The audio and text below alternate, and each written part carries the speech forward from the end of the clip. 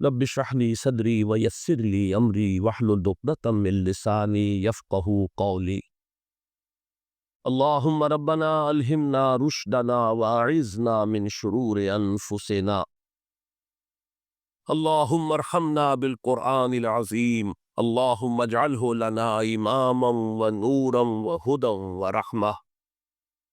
اللهم ذكرنا منه ما نسينا وعلمنا منه ما جهلنا وارزقنا تلاوته آناء الليل وآناء النهار واجعله لنا حجة یا رب العالمین آمین۔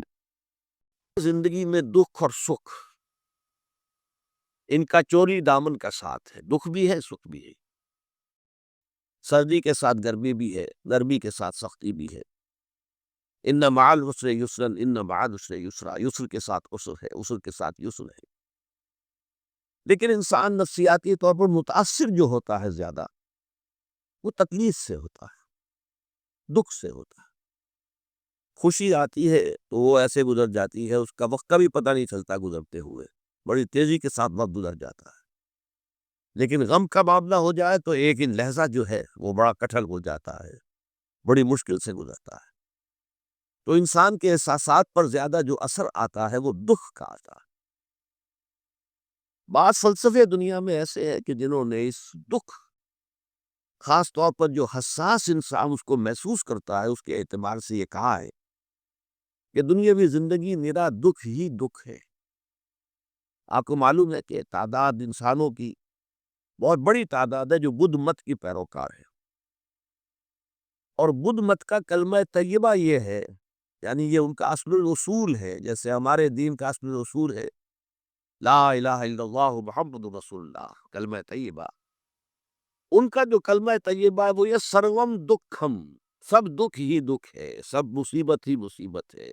انسانی زندگی جو ہے وہ تو صرف دکھوں سے اور تکلیفوں سے عبارت ہے۔ اسی کو غالب نے بھی کہا ہے، آپ نے یہ شعر بھی غالب کا میں نے بہت سے دروس میں سنا ہوگا، یہ قید حیات و بند غم اصل میں دونوں ایک ہے۔ یہ قید حیات ہے، ابھی آپ حدیث سن رہے تھے، دنیا سجن المومن، مومن کے لیے یہ دنیا کی زندگی جو ہے جیل خانہ ہے، یہ قید ہے، قید حیات۔ جیسے جیل میں آدمی اپنی مرضی سے نہیں جاتا، بھیجا جاتا ہے، اپنی مرضی سے نہیں نکلتا بلکہ نکالا جاتا ہے۔ اسی طرح لائی حیات آئے قضا لے چلی چلے، اپنی خوشی سے آئے نہ اپنی خوشی چلے۔ تو دنیا کی زندگی جو ہے وہ واقعتاً ایک اعتبار سے قید خانہ ہے۔ قید حیات و بند غم اصل میں دونوں ایک ہیں۔ جب تک یہ زندگی رہے گی غم بھی لگا رہے گا، تکلیفیں لگی رہے گی، مصائب آتے رہیں گے، انسان کو دکھوں کا سامنا رہے گا، واسطہ رہے گا۔ موت سے پہلے آدمی غم سے نجات پائے کیوں؟ ظاہر بات ہے جب تک زندگی ہے تو غم ہے، تو موت سے پہلے نجات نہیں مل سکتی۔ اگرچہ اس کے بعد کا اگلا مرحلہ جو ہے، جو حقیقت کو جاننے والے ہیں وہ تو جانتے ہیں کہ اس کے بعد تو غم کا اور بڑا کڑا مرحلہ آنے والا ہے۔ اب تو گھبرا کے یہ کہتے ہیں کہ مر جائیں گے، مر کے بھی چین نہ پایا تو کدھر جائیں گے؟ اگر اللہ ہمیں معاف فرمائے، اپنی رحمت اور مغفرت سے ہمیں ڈھانپ لے، جیسے کہ حضور نے فرمایا الا یتغمدنی ربی برحمتہ، حضور نے فرمایا کہ کوئی انسان بھی محض اپنے اعمال کی بنیاد پر جنت میں نہیں داخل ہو سکے گا جب تک کہ رحمت خداوندی دستگیری نہ کرے۔ کسی صحابی نے بڑی ہمت کی، بڑے جرأت کا معاملہ کیا، پوچھ لیا کیا حضور آپ بھی؟ ظاہر بات ہے آپ بھی انسان ہے، آپ بھی بشر ہیں، قرآن مجید میں کہلوایا گیا قُلْ إِنَّمَا أَنَا بَشَرٌ مِثْلُكُمْ۔ تو اگر آپ کہتے ہیں کوئی انسان جنت میں داخل نہیں ہو سکے گا محض اپنے اعمال کی بنیاد پر جب تک کہ رحمت خداوندی دستگیری نہ کرے، تو کیا آپ بھی اس قاعدہ کلیہ میں شامل ہے؟ آپ نے فرمایا ہاں میں بھی، الا یتغمدنی ربی برحمتہ، جب تک کہ میرا رب مجھے اپنی رحمت سے ڈھانپ نہیں لے گا میں بھی جنت میں داخل نہیں ہو سکوں گا۔ تو اس اعتبار سے اللہ تعالیٰ وہاں ہمیں بچا لے، لیکن جو وہاں نہیں بچایا گیا، اب ظاہر بات ہے کہ اس کے لیے جو مصیبت ہے وہ تو پھر دائمی ہے، ابدی ہے، دکھ ہی دکھ ہے۔ میں اس کی طرف زیادہ جانا نہیں چاہتا اس وقت۔ اصل میں میرا موضوع جو ہے وہ اس دنیا میں دکھوں کا علاج۔ اب اس اعتبار سے غور کیجئے دکھ دو قسم کے ہیں قرآن مجید پر جتنا میں نے غور کیا. دکھ ایک تو وہ ہے کہ جو ناگہانی طور پر آ جاتے ہیں، اس میں ہماری کسی غلطی کو دخل نہیں ہوتا. وہ کوئی آفت سماوی ہے، کوئی زلزلہ آ گیا ہے. ابھی آپ کو معلوم ہے بھوج جو قصبہ تھا گجرات اسٹیٹ کا، انڈیا کا پورا ختم ہو گیا. اس میں بہت سے مسلمان بھی تھے. جب کوئی آفت سماوی آتی ہے تو وہ ظاہر بات ہے کہ پھر سب کے سب لوگ اس کی لپیٹ میں آ جاتے ہیں. زلزلہ آ گیا، کوئی اور طوفان آ جائے، جیسا کہ کئی مرتبہ آپ نے اخبارات میں پڑھا ہوگا اس سال امریکہ میں بہت طوفان آئے ہیں. مشرقی ساحل پر بار بار طوفان آئے، وہاں بھی لوگ مرتے ہیں، وہاں بھی چھتیں اڑ جاتی ہے، وہاں بھی تباہی جو ہے آتی ہے. اس حوالے سے ایک تو ہے وہ ناگہانی آفات، آفت ارضی ہو یا آفت سماوی ہو. زلزلہ ہے یا آفت ارضی ہے، طوفان آ گیا ہے، کوئی سائیکلون آ گیا یا آفت سماوی ہے، یا کوئی آسمان سے بڑا سا پتھر آ جائے. آپ کبھی اخبارات میں پڑھتے ہوں گے کہ ایک بڑی چٹان پاس سے گزر گئی، بہت بڑی خلائی چٹان جو ہے زمین کے قریب سے ہو کر گزر گئی، زمین بچ گئی، ورنہ اگر وہ زمین سے ٹکرا جاتی تو نہ معلوم کتنا بڑا یہاں پر تباہی کا معاملہ ہوتا. بڑے بڑے جو ہے شہاب گرتے رہے زمین کے اوپر، بڑی بڑی تباہی آتی رہی ماضی میں. تو ایک تو یہ ہے، اور ان میں بھی تقسیم کیجئے یہ ناگہانی تکلیف، ناگہانی مصیبت، یا کوئی آفت سماوی یا آفت ارضی. اس کی بھی پھر دو قسمیں ہو گئی. ایک وہ کہ جو افراد کو متاثر کرتی ہے انفرادی سطح پر. آدمی سڑک پر جا رہا تھا، پیچھے سے آ کر کسی گاڑی ٹکر ماری، گر گیا، ٹانگ ٹوٹ گئی. اب ظاہر بات ہے کہ اس میں اس کا کوئی قصور نہیں ہے، یہ اللہ تعالیٰ کی طرف سے بات آ گئی ہے. یا یہ کہ کوئی اگر اجتماعی سطح پر آیا، جیسا کہ زلزلہ ہے، یا جیسا کہ کوئی سائیکلون ہے، کوئی بڑا طوفان ہے، بہت بڑے فلڈز آ گئے. اس وقت بھی موزمبیق میں بہت بڑا فلڈ آیا ہوا ہے، ساؤتھ افریقہ میں، اور افریقہ میں پچھلے سال بھی بہت بڑا فلڈ آیا تھا، بڑی تباہی آئی تھی. تو یہ آفت سماوی، یہ ظاہر بات ہے کہ اجتماعی سطح پر آتی ہے، بڑی بڑی مقدار میں، تعداد میں لوگ متاثر ہوتے ہیں، لاکھوں لوگ بے گھر ہو جاتے ہیں، ہزاروں آدمی مارے جاتے ہیں. تو پہلی شکل جو ہے دکھ کی، جیسا کہ میں نے عرض کیا، وہ ناگہانی دکھ، کوئی آفت ارضی، کوئی آفت سماوی، خواہ وہ انفرادی ہو خواہ اجتماعی. اس کے ضمن میں کیا علاج ہے؟ ظاہر بات ہے کہ اس کا علاج یہ تو نہیں ہو سکتا کہ آپ اس کو ختم کر سکیں. انگریزی کا ایک محاورہ ہے، "What cannot be cured must be endured." جو چیز جو ہے جس کا علاج نہیں ہو سکتا وہ تو برداشت کرنی پڑے گی. بعض بیماریاں بھی ایسی ہیں، ڈائبٹیز ہو گئی ہے، شوگر کا مرض ہو گیا، ڈاکٹر آپ کو بتائے گا کہ بھائی اب یہ مرض جائے گا نہیں. اب آپ کو اس مرض کے ساتھ ہی اپنے آپ کو ایڈجسٹ کر کے اپنی غذا وغیرہ اس کے مطابق طے کر لیجیے، ورنہ یہ کہ یہ نہ سمجھیے کہ یہ مرض چلا جائے گا. تو what cannot be cured must be endured. لہذا ان آفت سماوی و ارضی، چاہے وہ انفرادی سطح پر متاثر کرتی ہوں انسانوں کو، اور چاہے اجتماعی سطح پر، اس کا تو علاج ایک ہی ہے. عربی میں بھی ایک محاورہ یہ ہے کہ کسی نے پوچھا تھا کہ بچھو کے کاٹے کا کیا علاج ہے؟ البکاء الی الصباح، رات کو اگر کاٹا ہے کسی بچھو نے تو روتے رہو صبح تک، یہ علاج ہے اس کا، اور کوئی علاج ہے ہی نہیں. تو جو چیز لا علاج ہے اسے برداشت کرنا. گویا کہ یہاں جو اصل شے ہوگی کہ دنیاوی آفات، ارضی و سماوی آفات، ناگہانی آفات، ناگہانی مصیبتیں، ان کے ضمن میں ہمیں ایسی شے کی ضرورت ہے جو ہمارے اندر برداشت پیدا کر دے، اس کو جھیلنا آسان بنا دے، ہم اس کی وجہ سے بجھ کر نہ رہ جائیں، ہماری ہمتیں جواب نہ دے جائیں، ہمارا ارادہ ختم نہ ہو جائے، ہمارا حوصلہ پست نہ ہو جائے، بلکہ برداشت ہو، جھیلنا ہو، تحمل ہو. ابھی بٹر صاحب کہہ رہے تھے اللہ تعالیٰ ذرا سا متحمل ہے. میں نے کہا یہ بہت غلط بات کہہ رہے ہیں، اللہ بہت متحمل ہے. وہ ذرا سا تو یوں سمجھیے کہ ان کے کہنے کے انداز میں یہ بات آ گئی، ذرا سا رحیم بھی ہے. نہیں، وہ بہت رحیم ہے، بہت متحمل ہے، بہت حلیم ہے. لیکن یہ کہ ہمیں یہ جو آفات سماویہ اور ارضیاں ہیں جو ہمارے اوپر آ جاتی ہیں اللہ کی طرف سے، ان کے ضمن میں ذہنی ایک ایٹیچیوڈ پیدا ہو جائے، سوچ کا ایک خاص رخ بن جائے، انسان کے احساسات ایک خاص طور پر ڈھل جائیں، تو پھر ان کو برداشت کرنا آسان ہو جاتا ہے۔ اور وہ کیا ہے؟ وہ ہمارے ایمان کا لازمی تقاضا ہے۔ ایمان ہمیں یہ بتاتا ہے کہ کوئی مصیبت اس زمین میں آتی ہے نہ تمہاری جانوں پر آتی ہے بغیر اذن رب۔ جو کچھ آ رہا ہے اللہ تعالیٰ کے فیصلے سے آیا ہے۔ یہ کوئی اندھا بہرا مادہ نہیں ہے، یہ کوئی اندھا بھینسا نہیں ہے کہ اس نے آ کے آپ کو ٹکر مار دی ہے۔ نہیں نہیں نہیں، یہ تو سمیع و بصیر، علیم و خبیر اللہ اور حکیم اور قدیر اللہ کا فیصلہ ہے۔ لہذا یہ من جانب اللہ ہے، اس کو تم سمجھو یہ اللہ تعالیٰ کی طرف سے ہے۔ اور جب اللہ کی طرف سے ہے تو سورہ آل عمران میں فرمایا بیدہ الخیر، اس کے ہاتھ میں تو خیر ہی خیر ہے۔ یعنی بظاہر تمہیں محسوس ہوتا بھی ہو کہ یہ میرے لیے تکلیف دہ بات آ گئی ہے، تو اس کو یوں سمجھو کہ اس کا نتیجہ جو میرے حق میں نکلے گا وہ خیر ہوگا۔ فوری طور پر تو تکلیف ہے، مجھے اچھی نہیں لگ رہی، ناگوار ہے، لیکن نتیجہ اس کا خیر نکلے گا۔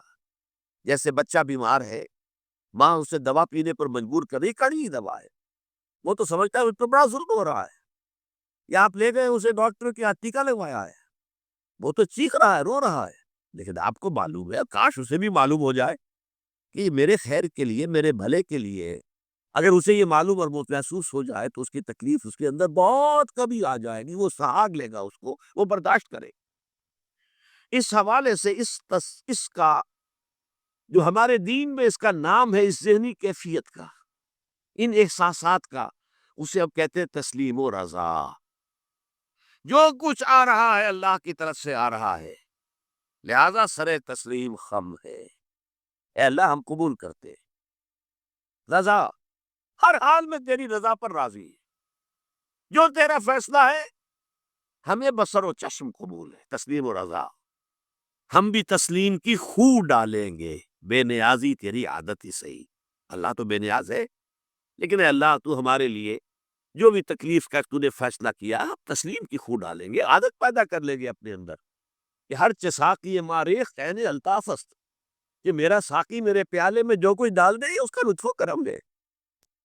یہ مقام رضا ہے، یہ ایمان کا ایک ایسا تقاضا ہے کہ جس کو ہم کہیں گے ایمان کی حلاوت، ایمان کی مٹھاس۔ اگر آپ کا منہ کڑوا ہو جائے تو آپ چینی کھاتے ہیں تاکہ منہ کا ذائقہ ٹھیک ہو جائے۔ اگر تکالیف کی وجہ سے، دکھ کی وجہ سے آپ کے احساسات کے اندر کوئی خرابی پیدا ہو رہی ہے، یہ جو مقام رضا ہے، یہ اس کے لیے قند ہے، یہ اس کے لیے چینی ہے، یہ اس کے لیے شہد ہے، یہ اس کی تلخی کو ضائع کر دینے والی شے ہے کہ اللہ تیری رضا پر راضی، راضی برضائے رب۔ اب اس کے ضمن میں سمجھیے، یہ تو اصولی بات میں نے آپ کو بتا دی۔ اس کی تین کیفیات ہو سکتی ہیں، کیوں اللہ کی طرف سے یہ چیزیں آتی ہیں۔ سب سے پہلی شے ہے، اب وہ جو آیات میں نے سنائی تھی وہ سن لیجیے پہلے ترجمہ۔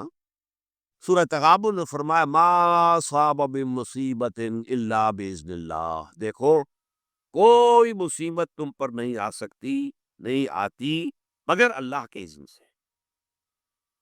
وَمَن یُؤْمِن بِاللَّهِ، اور جو شخص اللہ پر ایمان رکھتا ہو، یہد قلبہ، اللہ اس کے دل کو ہدایت دے دیتا ہے، اس کے دل کو سکون عطا کر دیتا ہے، وہ راضی برضائے رب ہو جاتا ہے، اس میں شکوہ نہیں رہتا، اس میں شکایت نہیں ہوتی، اس میں تلخی نہیں ہوتی، کیوں ہو گیا، کیسے ہو گیا، کیوں ہو گیا، نہیں ہونا چاہیے، نہیں نہیں نہیں۔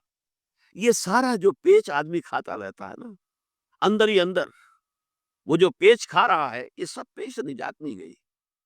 برو کشید سے پیچا کہ ہستمود مرا، کہ اقدہا کے مقام رضا کشود مرا۔ یہ پیچ کھانا جو ہے، پیچا کے ہستمود، اس سے اللہ تعالیٰ نے مجھے نجات دے دی ہے مقام رضا کے ذریعے سے۔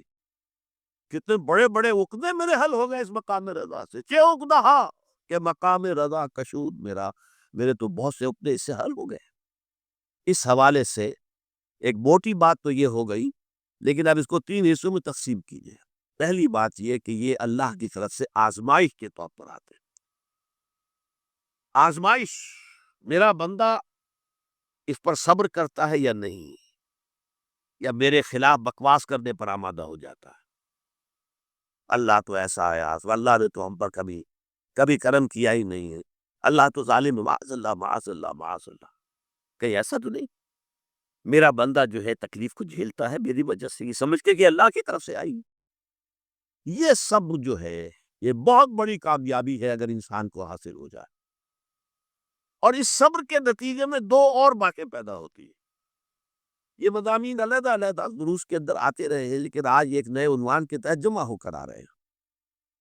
پہلی بات یہ ہوتی ہے کہ یہ امتحان کا نتیجہ کیا نکلتا ہے کہ آپ نے ایک امتحان پاس کیا تو آپ کے اگلے درجے میں ترقی ہو جاتی ہے۔ 5ویں کا امتحان پاس کر لیا نا تو 6ٹھی میں جائیں گے، اب 6ٹھی کا امتحان پاس کریں گے تو 7ویں میں جائیں گے، 7ویں کا پاس کریں گے تو 8ویں میں۔ درجہ بدرجہ انسان کی دینی، ایمانی اور روحانی ترقی کا ذریعہ یہ آزمائش بن گئی ہے۔ جتنا اس میں صبر ہوگا، جتنا اس میں تسلیم و رضا جو ہے آپ حاصل کرتے جائیں گے تو آپ کے درجے بلند ہوتے چلے جائیں گے۔ آپ کا امتحان کڑے سے کڑا آئے گا، بڑے سے بڑا آئے گا، مشکل سے مشکل تر آئے گا۔ ایک وقت میں ایم اے کا امتحان بھی آپ کو دینا ہوگا، ایک وقت ہو سکتا ہے پی ایچ ڈی کے لیے تھیسس آپ لکھیں، پھر اس کے اوپر جو ہے ٹیم بیٹھی ہوئی اور آپ سے وہ بحث کرے، جرا کرے آپ سے، وہ بھی کرنا ہوگا۔ لیکن یہ کہ اگر پرائمری ہی میں فیل ہو گئے تو اس کا سوال ہی پیدا نہیں ہوتا کہ کبھی آپ ایم اے کا یا پی ایچ ڈی کا تھیسس بھی لکھیں۔ اور اسی کو دوسرے انداز میں کہا گیا ہے قرآن مجید میں، بولے یبلی المؤمنین منہ بلان حسنا۔ اصل میں ابلا کہتے ہیں، بلا یبلو جو ہے عربی زبان میں آتا ہے آزمانا۔ خلق الموت والحیات لیبلوکم ایکم احسن عملا، یہی معنی ابتلا کے بھی، ابتلا یبتلی آزمانا۔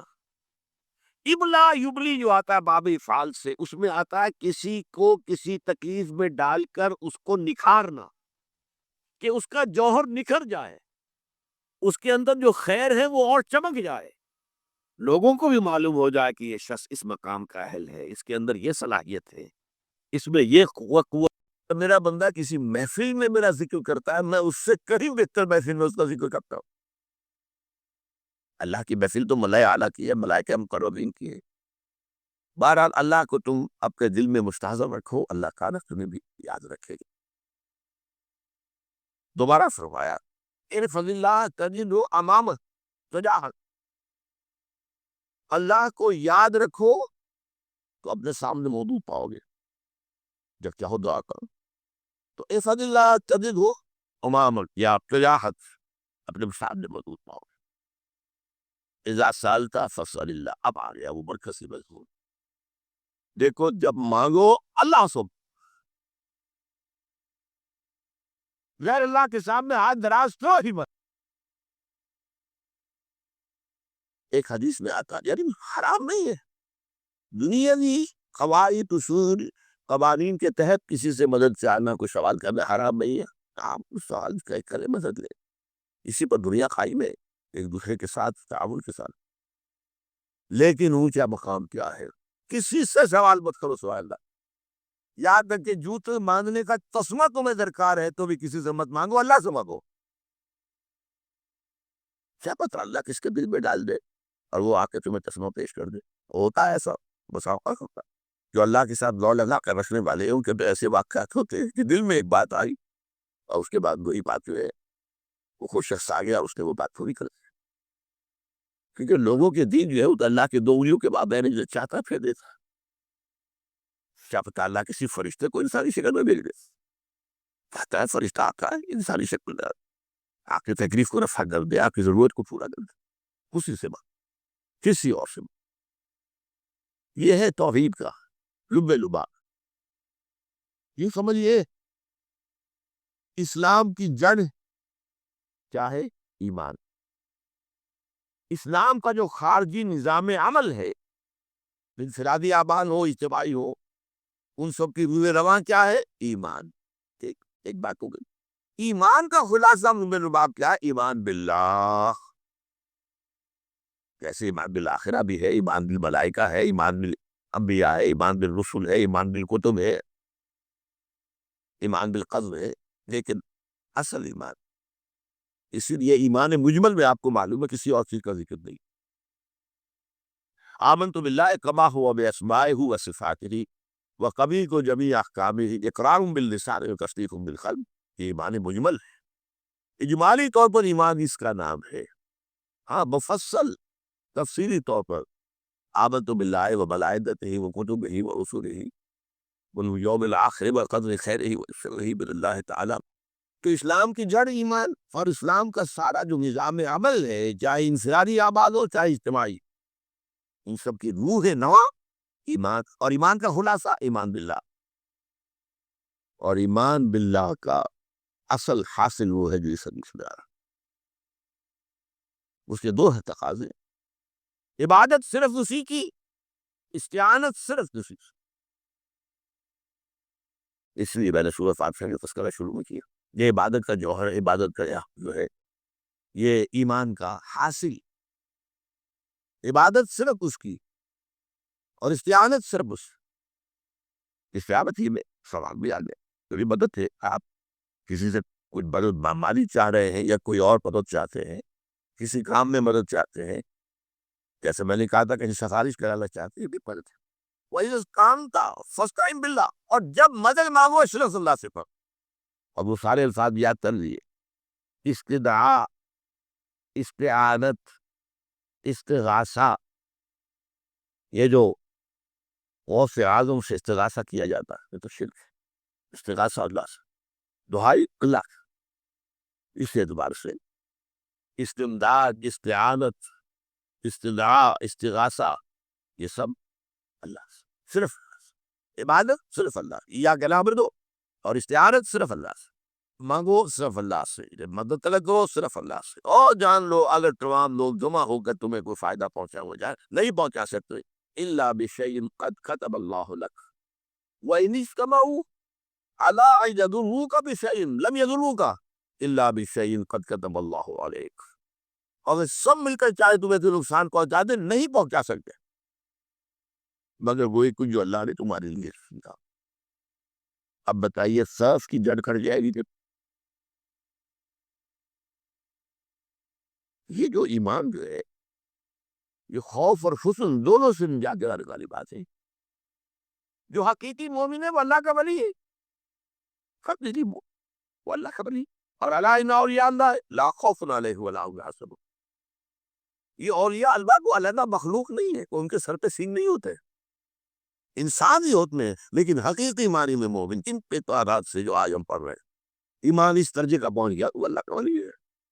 اور جو اپنی خوف کس بات کا، کس سے خوف کروں، اس کے ہاتھ میں کچھ ہے ہی نہیں. اور اگر کچھ اللہ نے میرے لیے دیا وہ آتا رہے گا، چاہے میں لاکھ جھڑ گراؤں اور اس کے سامنے یہ چھوڑ دے. اگر اللہ نے لکھا ہوا ہے وہ پائے تو کاہے کو اس کے سامنے دل گرا دی، کاہے کو جبرسائی کرنا اس کے ساتھ. اور کسی کے ہاتھ میں کچھ ہے ہی نہیں، میرا خیر ہے ہی نہیں، کاہے کو خزامت کروں اس کی. اور سنیے، رفعت الاقلام. دیکھو نوجوان، قلمیں اٹھا دی گئی ہے، وجفت الصحف، اور جو رجسٹر ہیں صحیح سے ان کی سیاہی خشک ہو چکی ہے. یہ ہے وہ اللہ کا علم، اس میں ہر شے لکھ دی گئی، اس کی قلم اٹھا لیے گئے. جیسے آپ کو معلوم ہے امتحان ہوتا تھا، 3 گھنٹے ختم ہو گئے، اسٹاپ رائٹنگ، بس اب قلم رک جانا چاہیے. وہ قلم تو تقدیر کا کاتب جو ہے وہ قلم اس کا اب اٹھا دیا گیا، اور جو صحیح سے جن پر کے لکھا گیا وہ خشک بھی ہو گئے. یہ تو روایت ہے جو امام ترمذی نے جس کو روایت کیا، یہ متن ان کا ہے جو ہم نے پڑھا ابھی. اور ان کا قول یہ ہے کہ یہ حدیث حسن صحیح ہے. لیکن یہی روایت اور انہی راوی سے عبداللہ ابن عباس سے رضی اللہ تعالیٰ عنہما اور بھی محدثین نے کی ہے. تو اس میں سے ایک اور متن جو ہے وہ یہاں پر امام نووی نے دے دیا. اے فضل اللہ تجدو امامک، یہ تو پہلا وہ ٹکڑا تھا، وقت جاز تھا، یہاں امامک ہے، وہاں مطلب ایک ہی ہے، اپنے سامنے پاؤ. اللہ کی حفاظت کرو، اللہ کو دین میں اللہ کی یاد کو محفوظ رکھو، گویا کہ اللہ کو مستحضر رکھو. ذکر اللہ کے معنی کیا ہے؟ استحضار اللہ فی القلب، یہ ذکر اللہ ہے. جنہیں ہم ذکر سمجھ بیٹھے ہیں وہ ذکر کے ذریعے. تمہیں صلاۃ للذکری، نماز قائم کرو میری یاد کے لیے. نماز ذریعہ ہے یاد کا. یہ علیحدہ بات ہے کہ آپ نے 17 رکعتیں نہیں پڑھنی ہو عشاء کی اور یاد آپ کو آئی. بالکل آپ تو ایک میکینیکل انداز میں جو ہے وہ اٹھک بیٹھک کر رہے ہیں اور آپ کی زبان سے کچھ بھی نکل رہا ہے، اس کا آپ کے شعور سے، دل کی گہرائی سے مرابطہ ہے ہی نہیں، وہ ذکر تو نہیں ہوا۔ ہاں نماز فرض تھی، وہ ادا ہو گئی، آپ کی فرض ادا ہو گئی۔ تو جنہیں ہم نے ذکر سمجھا وہ ذرائع ذکر، اللہ اللہ سبحان اللہ سبحان اللہ زبان سے، یہ تاکہ اس کے نتیجے میں اسی کے حاصل ہو جائے استحضار اللہ فی القلب۔ ذکر کے معنی ہے استحضار اللہ فی القلب، تعرف اللہ سے بخا۔ اور دیکھو کشادگی کے وقت میں تم اللہ کو یاد رکھو، اللہ کی طرف رجوع کیے رہو، بھول نہ جاؤ۔ وہ نہ ہو جو کبھی کہا تھا، بہادر شاہ ظفر کے اشعار میں سے بہت بہت ذوق کا شعر ہے، ظفر آدمی اس کو نہ جانیے چاہے کتنا ہی رو فارم زکا، جسے عیش میں یاد خدا نہ رہی، جسے تیش میں خوف خدا نہ رہی۔ وہ ہے کشادگی کی حالت میں جب کہ تمہارے لیے کشادگی ہے، اللہ کی طرف رجوع کیے رکھو، یعرف کا فی الشدہ، تو اللہ اپنی توجہ تم پر رکھے گا شدت کے وقت میں، اس میں کوئی تکلیف، اس تکلیف سے تم پر آسان کر دے گا۔ تکلیف تو آنی ہے، وہ لکھی ہوئی ہے، وہ تو آئے گی، لیکن یہ کہ اللہ تعالیٰ اس کی شدت کو، ایک ہی چیز ہے جس کو ایک انسان بہت شدت کے ساتھ محسوس کر رہا ہے، دوسرا آدمی اتنا نہیں محسوس کر رہا ہے، احساس کا معاملہ ہوگا۔ وہ تو اصل میں اگر انسان کی نرز کٹی ہوئی ہے تو احساس ہو گئی، سر سیدھی ہوگا۔ تو اس اعتبار سے اللہ تعالیٰ تمہارے لیے اس شدت کی کمی کرتے ہیں۔ وَعْلَمْ أَنَّ مَا أَخْطَأَكَ لَمْ يَكُنْ لِيُصِيبَكَ، اور جان لو جو چیز تم سے چھوٹ گئی ہے، رہ گئی ہے، وہ ہرگز تمہیں ملنے والی نہیں تھی۔ اب آپ نے کسی ملازمت کے لیے درخواست دی ہے، درخواستیں مانگی گئی ہیں، اپنی سی محنت کر لی، نہیں ملی ملازمت، اب آپ بیٹھے ہوئے افسوس میں، رنج میں، غم میں، فلاں نے یہ کر دیا، فلاں نے یہ کر دیا، وہ فلاں جو ہے بڑی تکڑی سفارش لے آیا تھا، فلاں نے رشوت دے دی۔ چھوڑو نہیں اس کو، وہ تمہارے بھی اب نہیں تھی، کاہے کو اپنے ذہن کے اندر یہ کھچڑی پکا رہے ہو بیٹھے ہوئے، خام خواہ آپ شاید سوء ظن میں نہیں مبتلا ہو رہے ہو، کسی نے نہ رشوت دی اور آپ سمجھتے ہو کہ رشوت دی ہے اس نے۔ یہ ساری چیزیں، یہ ساری سیئات، ان کی جکڑ ہے۔ تو عالم انما اخطاءک لم یکن لیصیبک، وما اصابک، جو چیز تم پر آ گئی، لم یکن لیخطئک، ہو ہی نہیں سکتا تھا کہ وہ تم پر نہ، یہ کر لیتا تو ہو جاتا، شاید یہ کر لیتا، میں نے ٹیکا پہلے لگوا دیا ہوتا کہ یہ بات نہ ہوتی۔ بھائی وہ جو ہونا تھا وہ ہونا تھا۔ اب یہ وہ چیز ہے جس سے انسان میں کیفیت پیدا ہوتی، تسلیم و رضا۔ ہم بھی تسلیم کی خو ڈالیں گے، بے نیازی تیری عادت ہی صحیح، اے اللہ جو تو نے چاہا تجھے قبول ہے۔ اسی لیے میں نے آپ کو آیتیں سنائی سورہ تغابن کی، ما اصاب من مصیبت الا باذن اللہ، کوئی مصیبت نہیں آتی مگر اللہ کے اذن سے۔